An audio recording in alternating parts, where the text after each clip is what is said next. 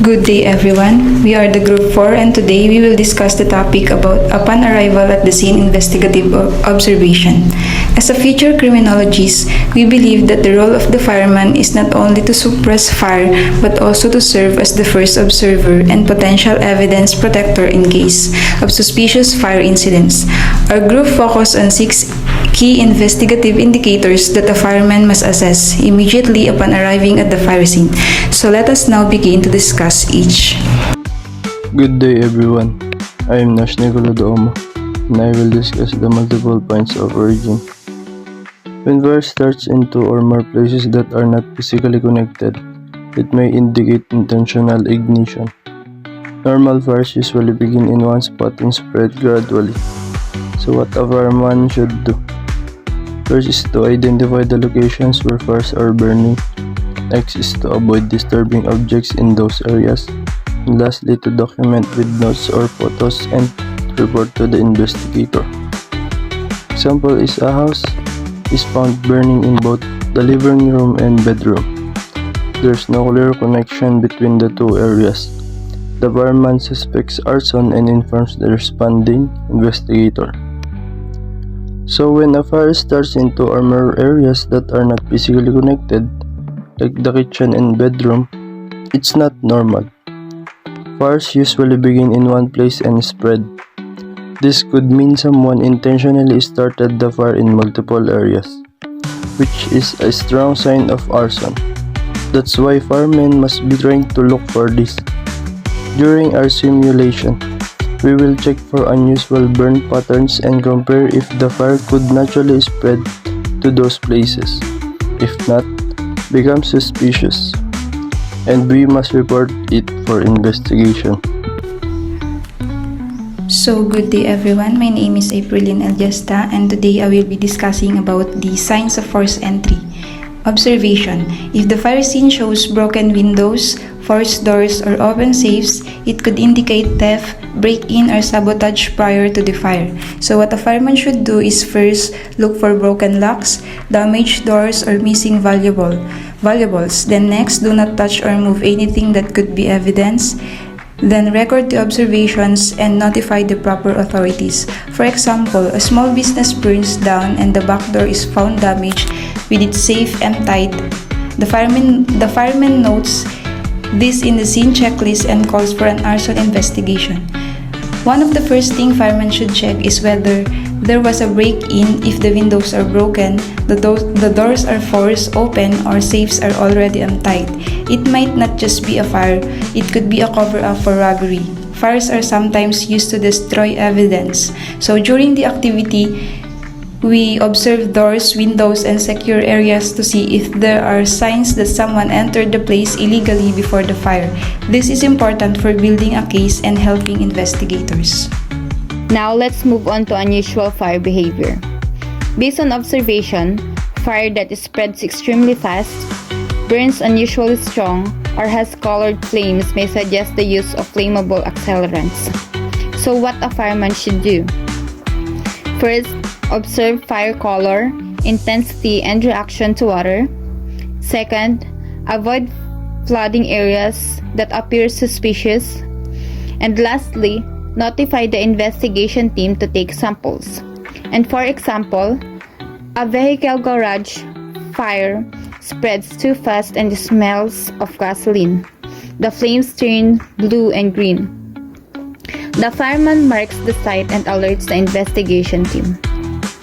Now for the explanation, accelerants are chemicals like gasoline or alcohol that make a fire burn faster and stronger.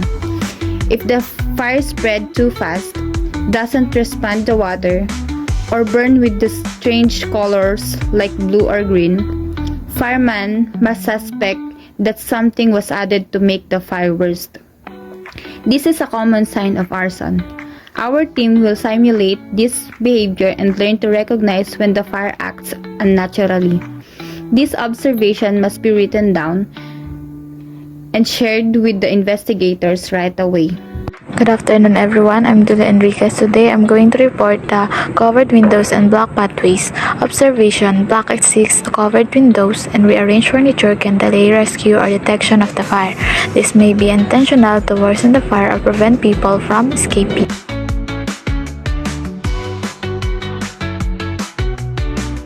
What a fireman should do: look for physical barriers or block access points, clear passageway safely and take notes, report suspicious and room arrangement.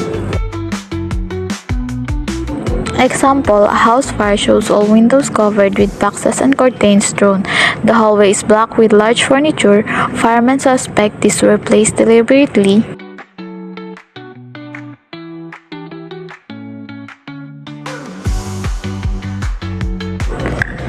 Explanation: sometimes someone who starts a fire wants to delay the time it takes to notice or escape from the fire.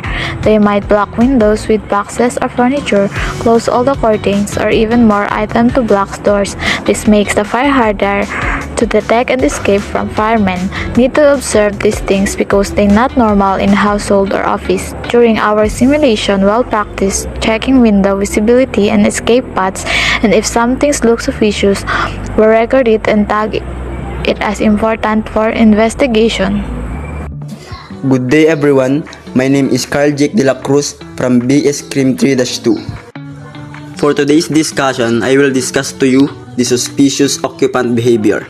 The observation is people acting too calm, giving inconsistent answer, or wearing inappropriate clothing may indicate knowledge or involvement in the fire. So, what a fireman should do? The fireman should observe emotional reaction and physical behavior, ask basic questions, and listen carefully. Pass information to investigator or for deeper review. For example, a man calmly watches his house burn, dressed in a jacket at midnight. He avoids questions and provides vague answers. The fireman notes the behavior and flags it for investigation. The explanation is, the people at the fire scene can also give us clues. If someone is too calm, doesn't try to save anything, or gives answers that don't make sense, we need to take note. For example, if someone is wearing a thick jacket at midnight in hot weather while their house is burning, that's strange. Maybe they had time to prepare, or maybe they started the fire themselves. Firemen are not investigators, but they must observe and report these behaviors as they could become evidence later. Then last is the coordination and reporting. Observation: when arriving at a fire scene, it is not enough to act quickly. Firemen must also act carefully. Proper coordination among responders and accurate initial reporting are crucial in preserving evidence and understanding how the fire started. So what a fireman should do is to follow official fire response protocols and complete checklists thoroughly.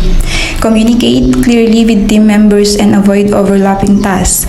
Then make sure any suspicious observations are reported immediately without disturbing potential evidence. So for example, at a house fire, responders assigned specific roles: fire suppression, victim rescue, and scene observation. One firefighter noticed an odd burn pattern in the kitchen and did not spray water directly on it.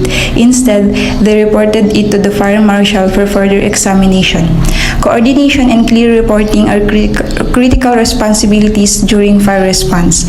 If the scene is chaotic or unorganized, important evidence might be missed or destroyed. Firemen must know their roles, communicate clearly, and make sure that their observations are recorded properly.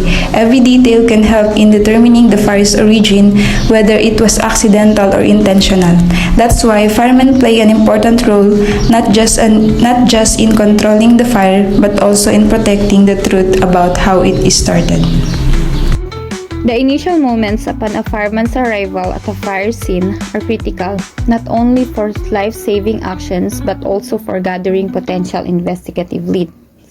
Firefighters serve as the first point of contact with the scene, therefore, in a unique position to observe key indicators that may suggest arson, forced entry, accelerant use, obstruction of exit, or suspicious human behavior.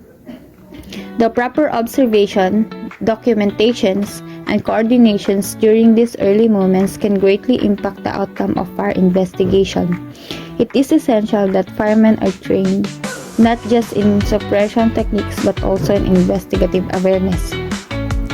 Their ability to recognize red flags, such as multiple points of origin or unusual fire behavior, can preserve evidence, support criminal investigations, and ultimately help deliver justice in cases involving deliberately fire setting.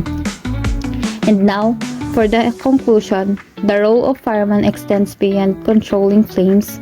It includes acting with vigilance, responsibility, and awareness to ensure that the cause of every fire is uncovered with accuracy and integrity.